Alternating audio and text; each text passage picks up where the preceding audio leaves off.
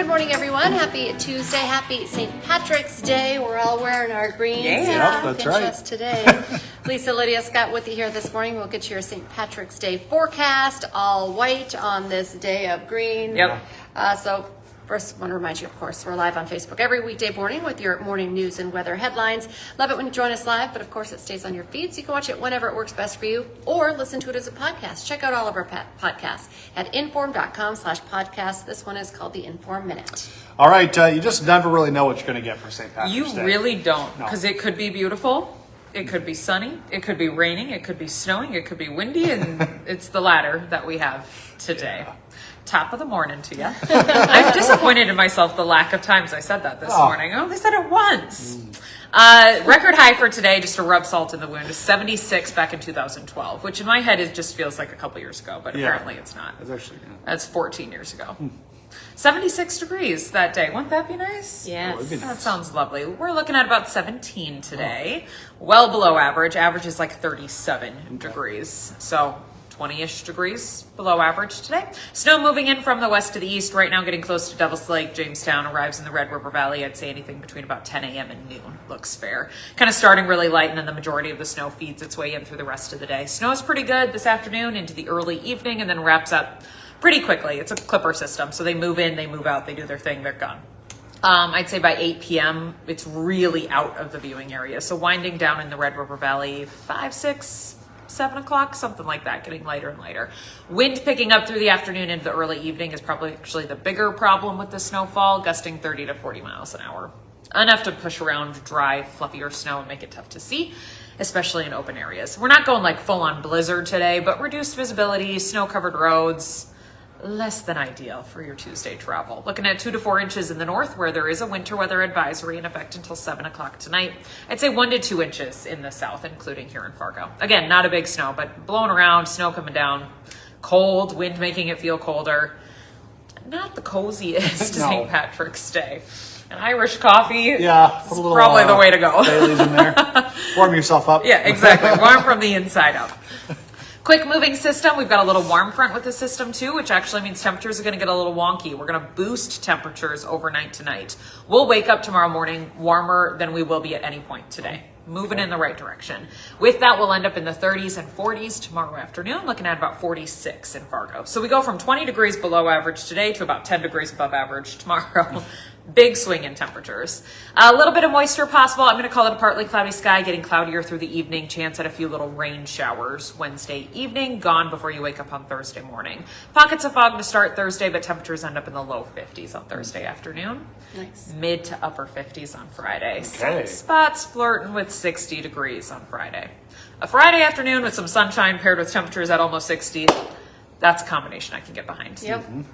That's going to be nice. Weekend cools off a little bit, mid to upper 40s, chance at a little wintry mix, I think late Saturday into Sunday. It's just kind of something that's out there right now. We're not canceling weekend travel plans. We're just going to watch it. Next week, we cool off a little bit by the middle of the week, back down close to 40, mid 30s. So, I mean, it's not cold, but a little bit cooler compared to that near 60 on Friday. And there's a chance at a system around the middle of the week. We will keep our eyes on it. All right. I think that's all. All right. Well, we have a couple nice days to look forward to. Yeah, some good melting after whatever white we pick up today. Or whatever today is. Whatever today is. All right, well, just a reminder, it is St. Patrick's Day. Of course, we had the St. Patrick's Parade over the weekend, so the big celebration has already happened, but of course, a lot of different things happening today, a lot of specials. I've heard of a few people already say they're planning on going to like Blarney Stone. Yeah, of course. There's a couple of Irish pubs here in town. Of course, the day honors Ireland's patron saint, St. Patrick, who brought Christianity to the country in the 5th century. It's just a fun day to enjoy yourself and have some fun. Wear green even if you're not Irish. Exactly, of Play course. along. All right, there is no school today for Freedom Elementary students in West Fargo. That's because so many staff members have called out sick that they've decided to just cancel class. The principal of the school says they've also had a lot of students who are sick. Parent-teacher conferences at the school have also been postponed.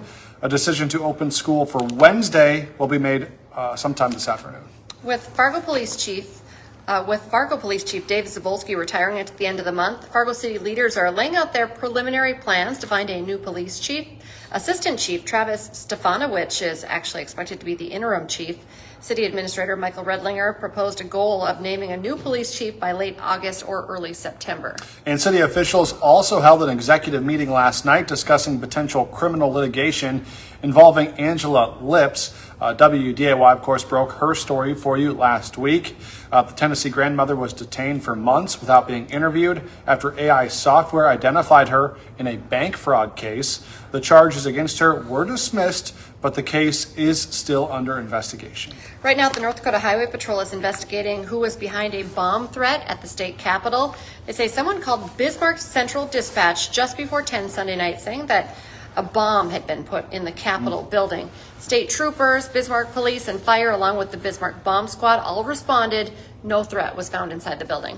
A Moorhead man, Edward Melro, was arrested early Monday morning outside the Bismarck Tavern in downtown Fargo for swinging a 3.5-foot sword around. Bar staff said that they confiscated a homemade knife from him.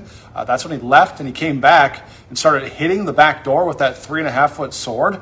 He also swung it at another man. Melro is now facing charges for terrorizing and criminal mischief. He is also still in jail. Fresh off celebrating 100 years, the Fargo Theater is hosting one of its biggest events of the year, the Fargo Film Festival. It runs through Saturday. Tonight, the festival will feature a collection of short films. And then tomorrow, the film festival will honor North Dakota's own Josh Duhamel, and the event will host the theatrical premiere of his new film, Preschool. So that should be cool. Duhamel will also be awarded the festival's most distinguished honor and award, the Ted M. Larson Award. And then also tomorrow morning on First News, reporter Ryan Longnecker is going to have a one-on-one interview with Josh Duhamel ahead of his film premiere. So we're looking forward to that. Yeah. Big score there for Ryan Longnecker. So tune in to First News. Today on Hot Mic with Dom Izzo, the Bison are bound for Buffalo. Head coach Dave Richmond joins the show before NDSU hops on a plane for Western New York. Plus, he'll meet the #1 team in Class B, how Central McLean is dealing with being the favorites for this week's state tournament in Minot. Hot Mic is live from 9 to 11 on WDAY Extra and streaming on inform.com. And don't forget, for just 99 cents a month for your first 3 months, get an all-access pass to our website, inform.com.